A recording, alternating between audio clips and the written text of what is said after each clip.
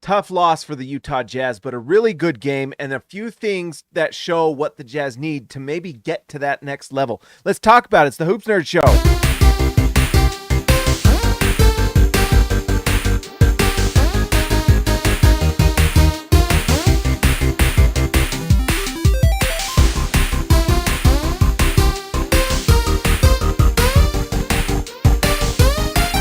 All right, guys, before we get into it, let's give a shout out to our sponsor, Prize Picks. Go to prizepicks.com, use promo code HoopsNerd. That's it right there. If you are new to the site, new to Prize Picks, use promo code HoopsNerd, and they will match up to $100 free money on me, and it would support the channel, so go there. A lot of fun. Man, if you went on the over on points on free throws for SGA, or if you went over the points on Collin Sexton, like I've said, Collin Sexton is easy money right now. Go to prizepicks.com, use promo code HoopsNerd. It's free money, man, and it's a lot of fun. All right, let's get into this. The Utah Jazz just had an incredible game. For Jazz fans, it's a little frustrating because you don't win the game, but there's a lot to be happy about if you're a Jazz fan. I mean, to be this close to this good of a team in Oklahoma City is a great sign because the Oklahoma City are really good. They are just really good, and there's a reason why they're number 2 in the Western Conference. And so, impressive win by them. I mean, just looking quickly at their numbers, they had, for the Jazz to be in this game with some of the shooting that was going on for the Oklahoma City Thunder. I mean, look at Cason Wallace, who, by the way, I told you he was going to be good. I told everyone he was going to be good, and look what he does tonight. He is starting for this team, and this is a championship contending team. He goes 6 for 7 from the field, but most of it's from the free three-point line. 4 for 5 from 3. 4 rebounds, an assist, a steal, a block. He was awesome. There were times where he was guarding Markkanen in the post, and Markkanen took advantage a few times. There was a few times he poked the ball away, created turnovers, and things like that. Cason Wallace is awesome. He is kind of this perfect off-ball player to play next to Shea in that backcourt. Really cool. And then look at what Jalen Williams tonight was the reason the Thunder won the game. He was out of his mind tonight shooting the ball. 27 points. He goes 11 for 14 from the field, 4 for 5 from 3. 8 assists, 2 steals, 2 blocks. I mean, this is like all-star stuff. Look at that. That is crazy. I mean, Shea and Chet are getting all the headlines this year, and rightfully so because they're amazing. But Jalen Williams is that guy. I mean, him as a third option is kind of unfair. What he is able to do as this Oklahoma City Thunder team continues to grow and to play together, they're just going to get better and better because they're so young. It's crazy. And then, yeah, we'll just talk. I'm going to skip over Josh Giddey because we ain't touching that. But Shea, 8 for 15 from the field. He takes 17 free throws. He gets a very friendly whistle. Some of those fouls were legit. I mean, they're just fouls. I mean, he knows how to draw them. And if your arm goes across his arm, it's a foul. So when you're guarding SGA, it's kind of like when you guarded Harden back in the day. You've got to have your hands up. You cannot reach across or he will get the call. You've got to be smart. That is just not something you can do. And if you do that, you are going to send him to the line, and then he makes a high percentage. So 15 for 17 from the free throw line. He is great. So but not only that, he's a good shot maker. I mean, he only takes 1 3. He's kind of a throwback guy because he does take all his shots kind of in that mid range, and he's just so good at it. But 8 for 15 from the field, 31 points. He also grabs 6 rebounds, 6 assists. He's awesome. He is awesome, and he is the engine to everything they do. All right, should we talk about the Jazz? That's plenty about the Thunder. But I had 2 things, and I wrote it on Twitter just announcing the show, but there's 2 things I want to talk about getting into this. You look at this shot making by them, and you look at what the Jazz did with kind of the turnovers. I mean, Keontae had a tough night tonight. He looked like a rookie tonight. You know who else kind of looked like a rookie? Chet Holmgren. I mean, he takes 16 shots. He looked a little worn down to me. He's got to be tired because this is his first season playing, and, you know, he's used to the Gonzaga season. He didn't play at all last year. And he just looks like he's getting a little worn down, and that's understandable. It's his rookie season as well. And, you know, but that just shows how good he is. 15 points, 5 assists, 5 rebounds. He is just great. But I think we really saw Keontae George kind of, I mean, he got slapped in the face. They didn't call a foul. That was weird. But just a tough night for Keontae. Not a lot of great body language. There's not a lot of great things I'm loving tonight with, and lately with Clarkson and Olynyk. I think those two are getting traded. I really do. I think at some point we are going to see a trade go down. Probably trade dead. I can't remember if it was Windhorse or who it was. I think it might have been actually Woj. Just said that a lot of the trades are just going to happen on trade deadline day, which is pretty typical of trade deadline. But I would like to see them moved, not necessarily because they're bad players or anything like that, but I do think there is some element of the Jazz needing to kind of move this team forward. But anyways, outside of Keontae George, who we'll talk about, but you look at what these Thunder did. The Jazz needed some shot making like this, and who brings shot making for this Jazz team, especially from the 3-point line? Taylor Hendricks. And look at these numbers. Look, who is a player that's like 6'9", 6'10", who is already a great defender? Who do you think could have helped in this game? Taylor Hendricks would have helped in this game. He would have been big.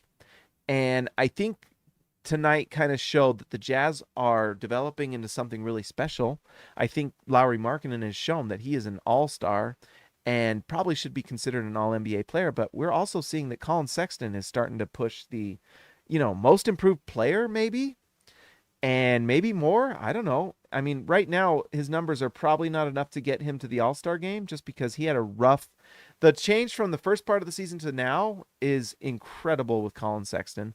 But that first part of the season was bad, so it's tough to overcome that. But look at this, 17 points per game. It's slowly creeping up. He is turning into such an important part of what the Jazz do. In fact, I just out of curiosity. So anyways, I just wanted to make that point because I think what the Jazz need is Taylor Hendricks. I think Taylor Hendricks is going to be a big part of this Jazz future. And he would have been a big-time player in this game. The Jazz are just a year or two behind what the Oklahoma City Thunder are. They have just developed. They have a superstar in Shea, and they have borderline, if not solid all-stars and guys like Chet and Jalen Williams, and, just solid shot-making role players all across the floor. Cason Wallace is a rookie, but he is that was such an incredible pick. And then, you've got the other Jalen Williams. You've got Isaiah Joe, who's like just dead-eye from three. All these guys in all these different roles. I mean, Josh Giddey, we haven't talked about him. And he played well tonight, He's the underperforming guy. He also looks at the underage. Underperforming and underaged interested is him. Dre, $10, my man. Thank you so much. That is an incredible donation. Thank you so much, Dre. John Collins with his best traffic cone impression. It was not good. I mean, that is one thing. I mean, that's why you kind of get excited when you think, could Taylor Hendricks fill that John Collins role where he's playing that stretch center? He's not quite big enough yet, but can you get some strength on Taylor Hendricks? And in a year or two, is he spreading the floor and doing those things? Great comment, though, because, John Collins will do this or that that's really nice, but then defensively, it can be if he's out in space, he's not very good out in space, and he definitely turns into a traffic cone. His rim protection numbers are probably better than you would expect, but they're not good enough to, really change games. It has been good enough for this Jazz team to improve defensively, though. They've been pretty solid. Although this was one of the best teams they've played, they were full health, no one resting, and that was what was impressive about this game is actually Utah really did kind of keep up with them, despite not getting great games from all their players. So let's see. Let's look at game logs. Let's look at this from Collin Sexton, and let's just look at from December 13th. That's usually the number I like to start with when the Jazz really turn things around. And this doesn't include tonight, so grain of salt, I guess. But look at this, 21 points per game, 4.8 assists. He is averaging 2.6 rebounds, but in this period, he's shooting 52% from the field and 41% from three. So in this Jazz turnaround, he is doing a 52-41, and he's doing 50-40-90. That's crazy. That's the last, how many games is that? last 20 games. And tonight he was awesome. So in this last 20 games, he's got a 50-40-90 season going on. It's crazy. I didn't realize it was that good, but he is playing at all-star level. He just is. I mean, you could, if the scoring was up a little bit more, he'd be getting some consideration. At the very least, Collin Sexton deserves some MIP. So anyways, that was the first point I wanted to make, is Taylor Hendricks actually fills a real hole for this Jazz team in terms of defense. And then the fact that he can shoot the ball, it's very much a player that would fit in on so many different championship type teams. You just got to get him on the floor. And I think that's why, tonight really showed with the Jazz bench. Not, there were moments where they played well, and you look at what Jordan Clarkson put up, but they're not the most efficient points. I mean, it's 7 for 18 from the field for 18 points. He does have 5 assists, but sometimes it feels a little empty calories with Jordan Clarkson. It just does a little bit. And Kelly Olynyk had a few moments tonight, 7 points, 4 assists, 1 steal. He really does kind of take on like a playmaker role with that second unit, but I do just feel like sometimes Keyonte George is just out there existing the way, and there's some body language there. I think there's some cracks in this foundation a tiny bit that the Jazz need to be careful of, and I think a trade is honestly in order just for the betterment of the team and the long-term outlook. I just, there's teams out there that I think would be interested in Jordan Clarkson. There's teams out there that I think would be very interested in Kelly Olynyk. And I think tonight was a good reminder that, Jordan Clarkson has amazing nights, but you go up against one of these elite teams, and Oklahoma City is elite. They are great. And he'll struggle. He just does. We've seen it in the playoffs when you're going up against big-time teams that are playing 100% and they're playing their best of defense, best defensive players. He'll struggle. And we saw that tonight. And, if you're getting this type of production and you're getting not a great night from Keyonte, I would rather get a bad night from Keyonte and allow him to develop than just more minutes for Jordan Clarkson and just watching Keyonte just kind of sit on the perimeter and observing while Jordan Clarkson and Kelly Olynyk dominate the possession, Dre, welcome to Rookie. Welcome, Dre. Everyone give Dre a hand. A rookie, baby. I like the comment, Dre. I like the comment. Josh Giddey, he's not worried about minimum age on his Tinder account. I'll just say that. He's not worried about I got to be careful. All right, let's see. That was the first point I wanted to make. The second point I wanted to make, and then we'll go through the players. The Jazz have a star in Lauri Markkanen. Collin Sexton is amazing, and I don't know if I would quite call him a star, but he's starting to act like one. But I would say the Jazz have another star on this team. And I honestly thought about it tonight. I was like, you know what? Maybe I do believe this Jazz team can win a championship one year. I don't know if it'll be this year. Maybe they'll go crazy. Maybe they'll make a trade and it'll be just wild and we'll be all like, oh my gosh, how did that happen? Probably not. And probably not winning the title this year, but I do think they're going to make the playoffs. Anyways, the Jazz have another star, and his name is Will Hardy. He is fantastic. This team has no right to be doing what they're doing. Everyone expected this team to be somewhere, below 500, probably bottom 10.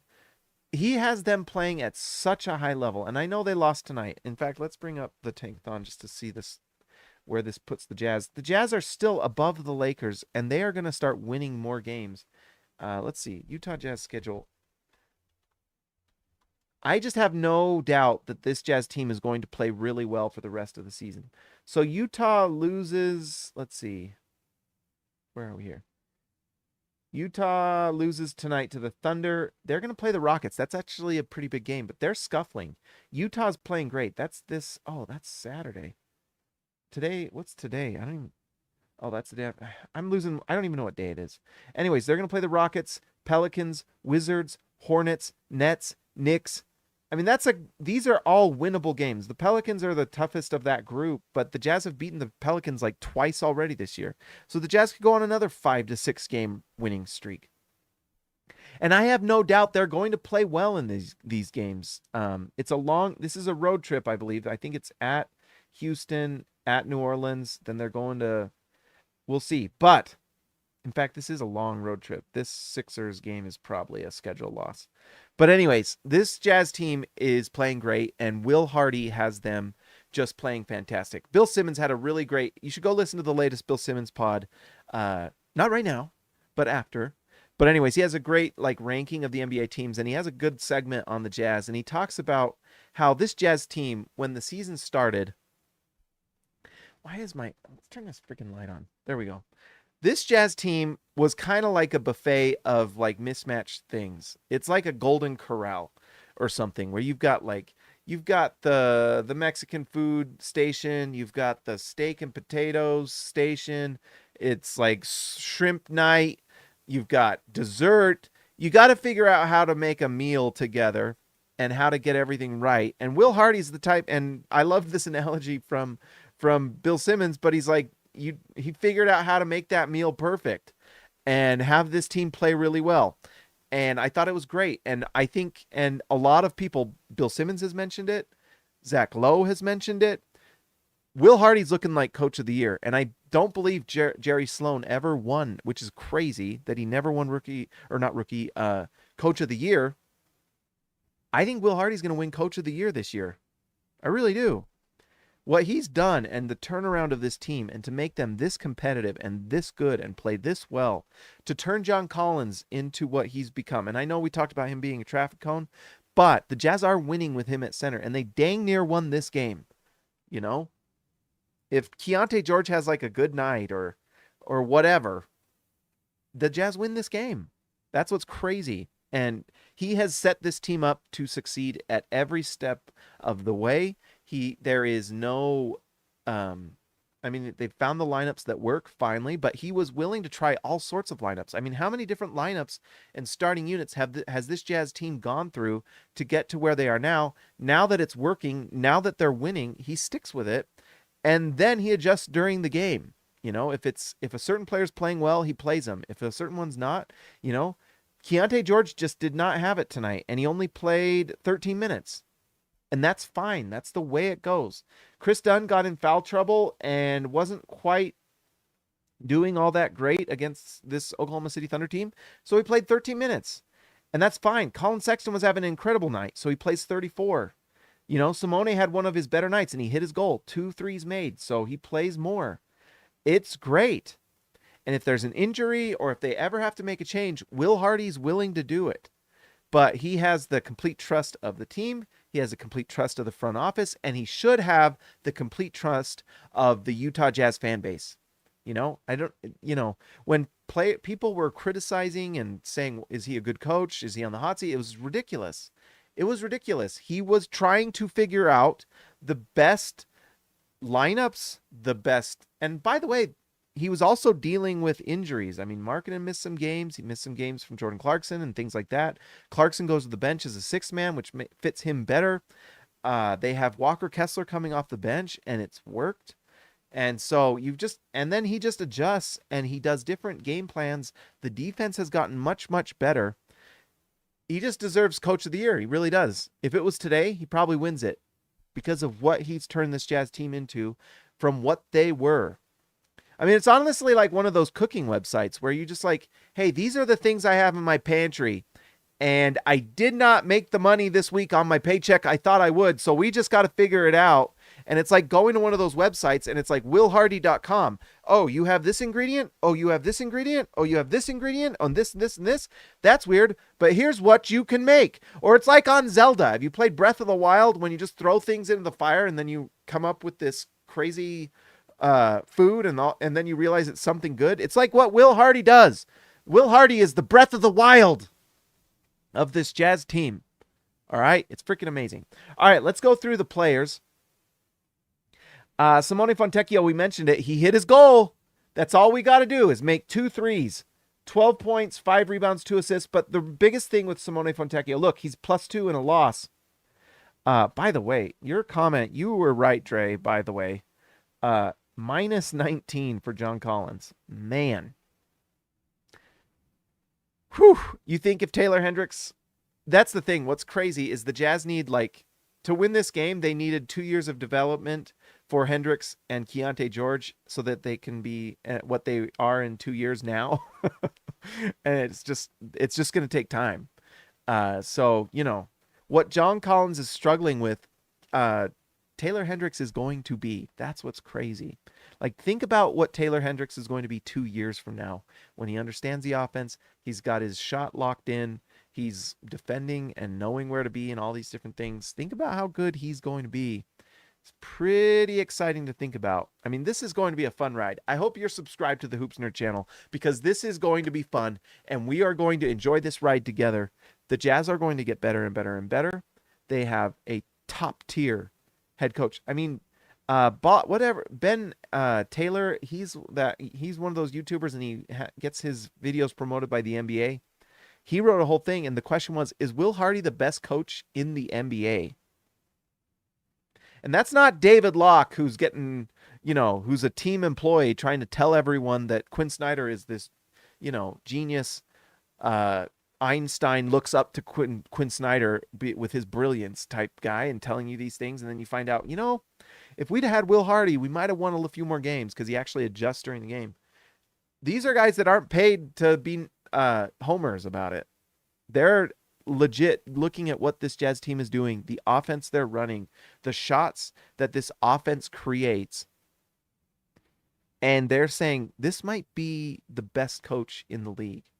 I mean, guys, can I tell you how much of an advantage that is when you're in the playoffs?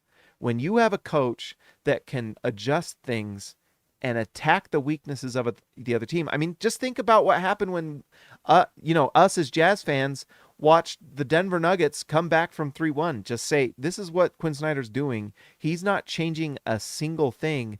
We're just going to attack this weakness. And they destroyed us. Same thing with Dallas Mavericks. And I know, Donovan Mitchell wanted out and got traded, enjoy Cleveland, buddy. But, we had a coach that just wasn't able to adjust ever at all. And then wouldn't, adjust literally lineups or in-game anything. And now the Jazz have a coach that it's not just adjusting, it's like attacking. It is seeing the weakness of another team and attacking it. And the Jazz were doing that tonight. They were finding ways to do that tonight. So it's incredible. This Jazz team has a chance to be special. And if they can keep adding top-tier talent and maybe, just maybe, a top 10 guy, maybe Lauri Markkanen becomes that. But they need a top 10 guy. They just do. And if they can get that, I think this Jazz team can win a title. Absolutely. If the Jazz get lucky in one of these drafts where the Cleveland pick or the Minnesota pick just, Minnesota has an injury or something and just bottoms out, and then the Jazz get lucky and win the lottery, something like that happens, man, watch out. This Jazz team has all the components and all the bones and all the infrastructure to be that championship team. They really do. And they have a GM who doesn't mess around, who has the confidence and isn't like a wimp or a loser that just like makes trades for the sake of it, like we did with our former regime.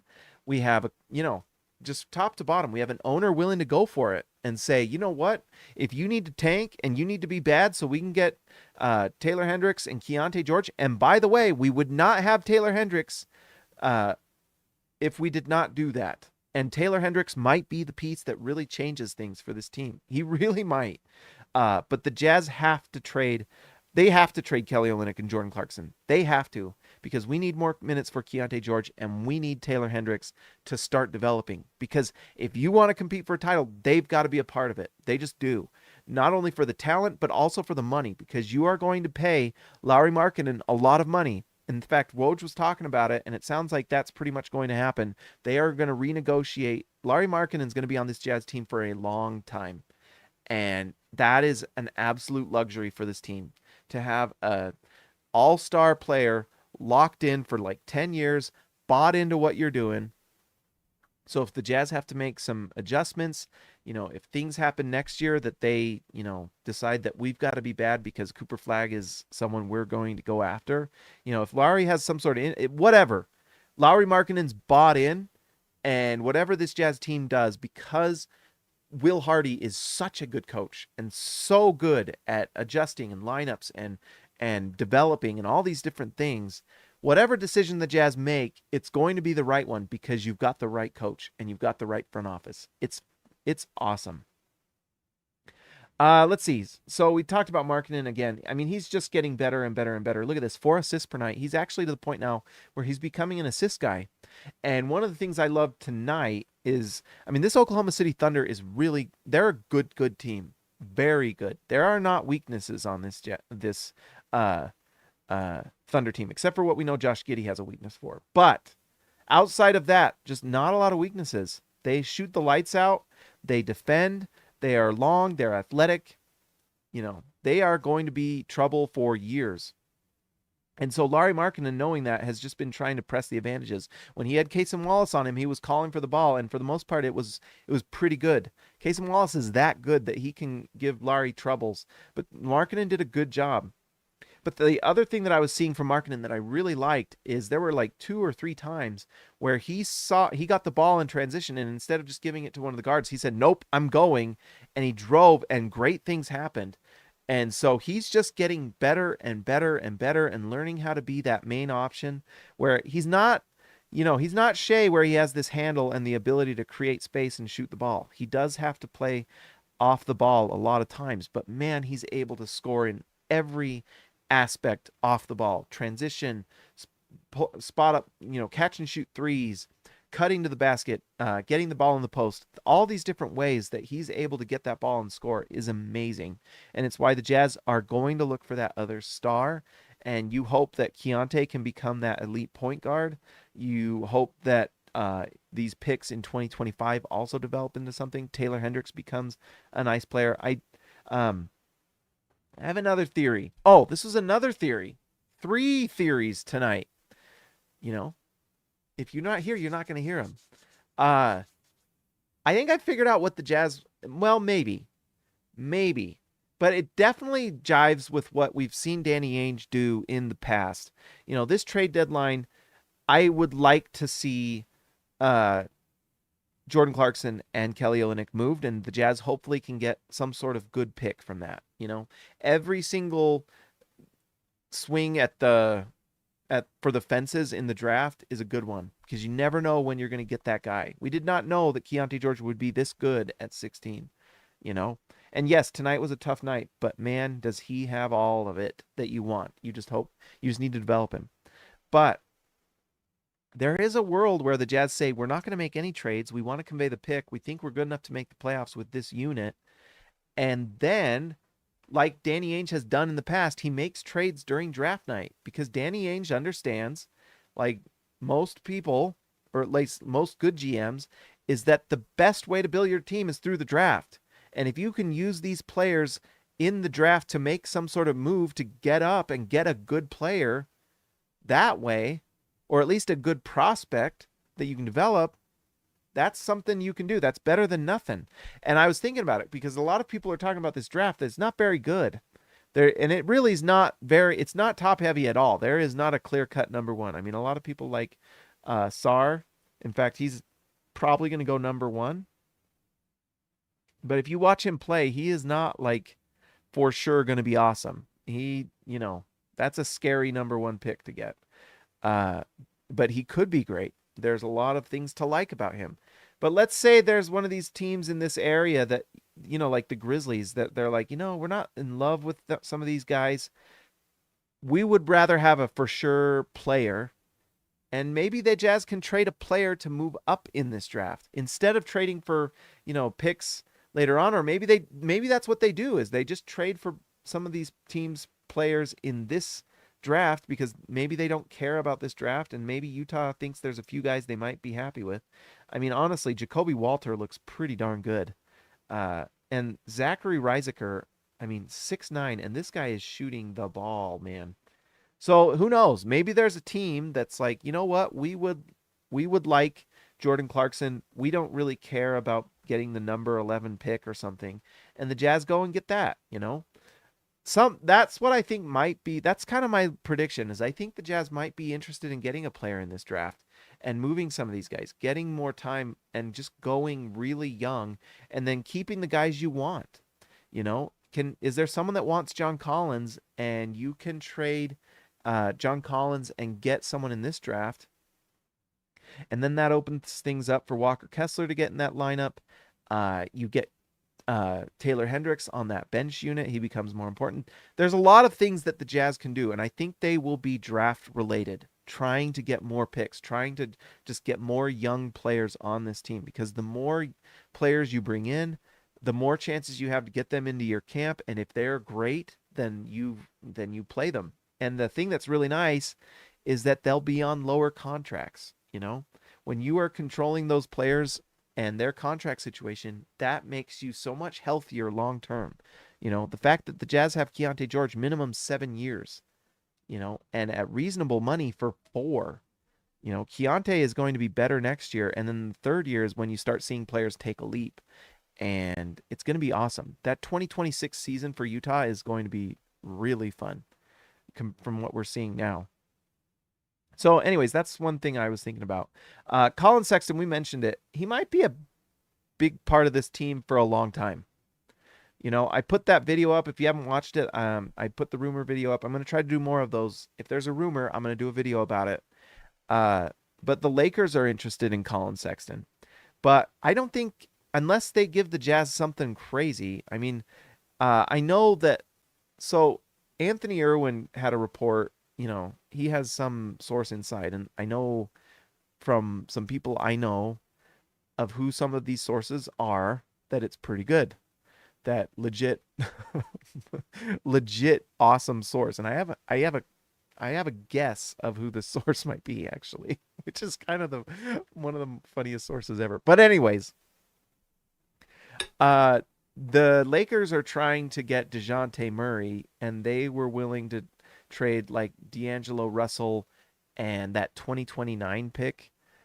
And if they offered that to the Jazz, I don't know if Utah takes that, you know?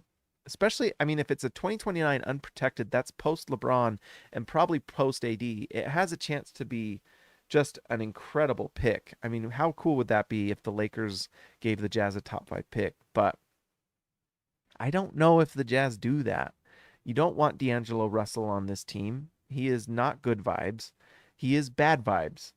And he's not very good, you know, defender, and he's not a big shot maker when it matters most in the playoffs. So it's basically trading Collin Sexton for a pick. That's the type of thing you're probably looking at, because I think Collin Sexton is inching his way into that caliber of player. The way people think about DeJounte Murray, why wouldn't you start thinking about Collin Sexton in that way and the way he's playing? I mean, he is awesome. It takes more than that to get Collin Sexton, I would say.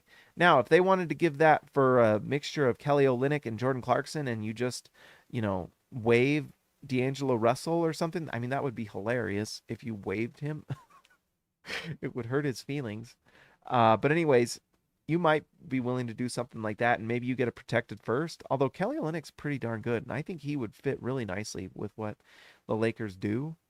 But that's the type of thing you're probably looking at for the Lakers, and I just don't think the Jazz are doing that. I don't think so. It's not good enough. It would need to be better. Oh, so what he said is something along the lines of D'Lo, Jalen Hood-Schifino, and that 2029 pick. And apparently the Lakers are willing to move that pick. And so, you know, I think and we know the Jazz already made a deal with the Lakers, so the Jazz have a connection there, and they will talk. I just don't know if that gets that. And I just think Collin Sexton is the type of guy that you want on your team, whether he's starting or coming off the bench or whatever. He plays his heart out, and he has proven that he is a guy that can play off of your point guard and be awesome. If the Jazz find a way to get just an absolute star at the wing, which is what I personally want, Collin Sexton is kind of the perfect guy to play off of him. That's why he's the type of guy the Lakers would love to have on their team. I mean, you have LeBron James, that star wing, and Collin Sexton playing off of him. I mean, he would be awesome for them. And that's why Utah's if they're going to come for him, they're going to have to figure out a way to get the Jazz more than just that. because Sexton is good. Sexton's really good, and he defends too. 31 points tonight, 7 assists. He had a snake dribble tonight, this Chris Paul snake dribble, and he's doing stuff like that. Pretty amazing. The change of Collin Sexton from, pre-December 13 to now is incredible, and a big part of why this Jazz team is winning. Pretty darn good lights out 3-point shooter right now too. Look at this. Let's see. What's he doing? 38%. I mean, the 3-point percentage just keeps rising. Just under 49%, just under 50% from the field. He's creeping up to a 50-40-90 season. Remarkable. Unbelievable play from Collin Sexton. We mentioned it. Chris Dunn, he got in foul trouble and just didn't quite have it tonight. He did have 6 assists, though. But he plays just 13 minutes. 34 minutes for Jordan Clarkson. They seem to lean on him. Windhorse was talking, and I've heard him say this, but he'd be surprised if they trade Jordan Clarkson. I just am not I don't know. He is pretty good at that sixth man role, but man, when you go up against these big time teams, it just never really seems to quite do it. It just seems to fall short. And so I really would like to see more development of Keyonte George. More time for Ochai, more time for Keyonte to develop. And honestly, Bryce Sensabaugh. Sensabaugh is looking so good for the Stars. I mean, the Jazz have a nice player in Sensabaugh. If they can develop him into a good defender, if he can defend, then he becomes quite the interesting piece.